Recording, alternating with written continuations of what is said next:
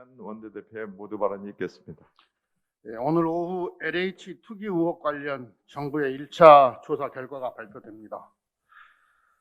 정부는 국민들께서 한 점 의혹도 품지 않도록 철저한 조사와 수사를 진행하고 불법이 확인된 공직자에 대해서는 강력히 처벌해 주기를 요청합니다.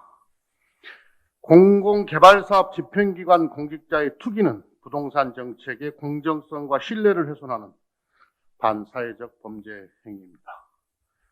더불어민주당은 사회 공정질서 확립을 위해 공직자 투기 및 부패방지 5법을 최우선 입법 과제로 추진하겠습니다.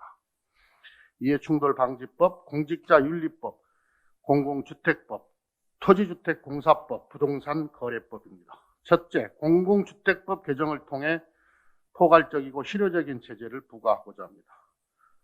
처벌 범위를 업무 관련성이 없더라도 미공개 정보를 부정하게 이용한 종사자와 제3자인 외부인까지도 확대하겠습니다.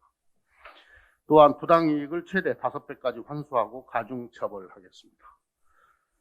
둘째, 공직윤리법과 토지주택공사법 개정을 통해 철저한 사전 예방 시스템을 확립하겠습니다. 토지개발, 주택건설 관련 부서 직원들의 토지 거래를 원칙적으로 제한하고 부동산 재산 등록을 의무화하겠습니다. LH 전 직원을 대상으로 정기적인 부동산 거래 조사를 실시하고 LH 직원이 보유한 토지는 대토보상, 이주대책 및 생활대책 대상에서 제외하겠습니다. 셋째, 공직자의 사전적 예방, 검열과 사후적 감시, 처벌이 가능한 이해충돌방지법과 함께 불공정 거래 행위 금지 등 부동산 거래 질서 규율 체계의 사각지대를 최소화하는 부동산 거래법도 조속하게 추진하겠습니다. 공직자들의 투기는 우리 사회의 공정과 신뢰를 위협합니다. LCT부터 LH까지. 시흥, 부산, 대구, 세종, 하남 등 지역을 가리지 않고 공직자들의 투기와 비리 의혹이 국민의 분노와 박탈감을 안겨주고 있습니다. 직위를 이용해 사익을 취하는 공직 투기와 비리는 용납될 수 없습니다. 공공기관 임직원에서 고위공직자, 국회의원까지 부동산 투기에 대한 전수조사에 착수해서 우리 사회의 공정질서를 다시 확립해야 합니다. 특히 국민의 대표인 국회의원은 한 점의 의혹도 허용되지 않습니다. 더불어민주당은 국회의원 300명 전원에 대한 국회 차원의 부동산 전수조사를 국회의장님과 국민의힘에 제안합니다. 아랫물을 청소하려면 윗물부터 정화해야 합니다. 성역 없는 조사와 예의 없는 처벌만이 공직자의 투기를 방지할 수 있습니다.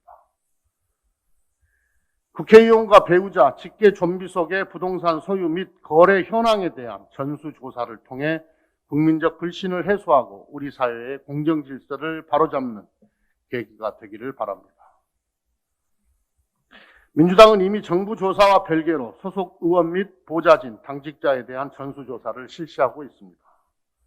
야당도 국회에 대한 국민의 신뢰와 사회 공정질서 확립을 위해 국회의원 전수조사에 적극적으로 호응해 주기를 요청합니다. 한미 양국이 1년여를 끌어온 한미 방위비 분담금 협상을 타결했습니다. 이번 합의로 한미동맹을 한층 강화하는 계기가 마련됐다고 평가합니다. 양국 모두 수용할 수 있는 합리적인 범위에서 원만하게 합의점을 찾았습니다. 협정 기간은 6년으로 늘었고 2025년까지 연도별 증가액은 전년도 국방비 증가율을 적용하게 됩니다. 작년은 동결됐고 내년은 5.4%로 합의했습니다. 양측은 2020년도 분담금에서 미측에 선지급된 인건비와 주한미군 한국인 근로자 무급휴직 발생에 따라 지급된 생계지원금 일체를 제외하기로 합의했습니다. 그래서 실제로 미측에 전달되는 2020년 방위비 총액은 7,245억 원입니다. 올해 증가율 13.9% 중 6.5%는 주한미군 내 한국인 노동자 인건비 증액분입니다. 인건비 배정 비율을 노력 규정에서 의무 규정으로 개선했고 배정 비율 하한선을 87%까지 확대했습니다. 추가 증액이 우리 국민과 경제에 이익이 되어야 한다는 원칙에 부합한 결과가 나왔다는 점에서 의미가 있습니다. 주한미군 내 한국인 노동자 무급휴직 사태 재발을 방지하고 혹여라도 공백이 발생할 때 전년 수준의 인건비를 지급하는 것도 명시했습니다. 우리 정부가 전임 트럼프 행정부의 5조 원 규모의 500% 인상이라는 과도한 증액 압박에도 인내심을 가지고 끈기 있게 원칙적인 협상을 진행했기에 이 같은 성과를 거둘 수 있었다고 평가합니다. 한미 방위 분담금 타결을 시작으로 한미 가치동맹의 새로운 길이 열리기를 기대합니다.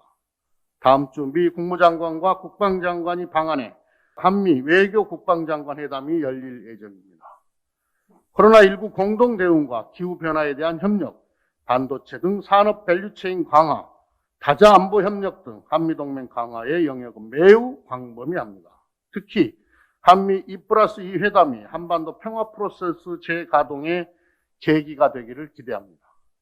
한반도 평화 프로세스는 남북관계와 북미 대화의 선순환 구축을 통해 동북아 영내 평화와 번영의 지렛대로 활용할 수 있을 것입니다. 단절된 북미 대화와 남북 관계를 복원하고 한반도 평화 프로세스를 재가동하기 위해서는 한국의 한반도 운전자 역할이 긴요합니다. 20년 전 김대중 클린턴 파트너십처럼 문재인 바이든 파트너십이 발휘되어 한반도 비핵화와 동북아 평화 질서 구축에 새로운 전기가 마련되기를 바랍니다. 대화 단절의 장기화는 한반도 평화에 도움이 되질 않습니다. 북한도 남북 대화 재개에 적극 호응하기를 촉구합니다.